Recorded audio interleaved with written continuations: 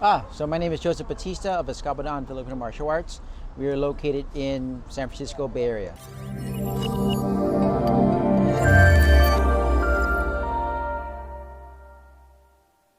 So tell me about your training.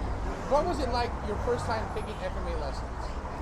So my first time taking FMA lessons from a seminar standpoint was, wow, there's a lot here, a lot more than I've ever seen before. And I've come from different martial arts, and to be able to say, I have no idea where I got hit, I have no idea how you did that, they just sparked an interest. Like, okay, so how does that work?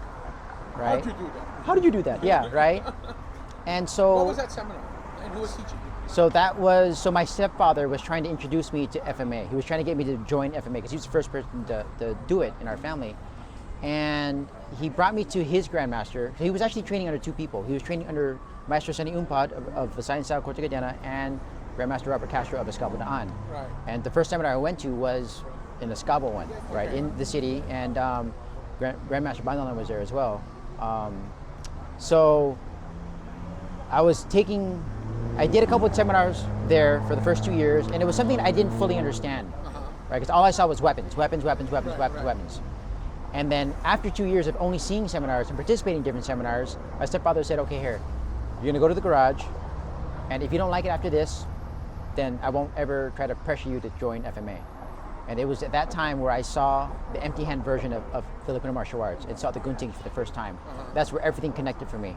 Right? Before that, I was seeing knife stuff, stick and dagger stuff. It's like, yeah, it's cool, but it didn't really resonate with me. Right, it wasn't blowing up your skirt. Yeah.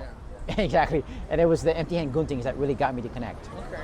And what was it like once you saw? What was your? I'm trying to recall.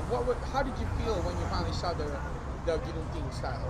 When I saw the gunting style, that was the answer that I was looking for. That I had no idea what my question was. I just always felt there was this void.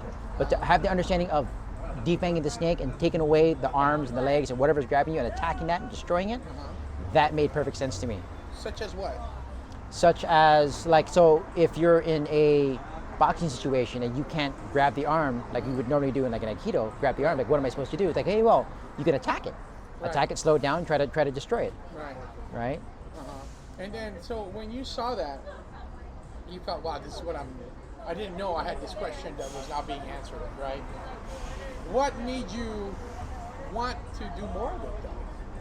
So, a little background is my family moved to the States in 1919. When I grew up, we weren't around a lot of Filipinos. So Okay. I wasn't proud of being Filipino. I didn't identify as being Filipino.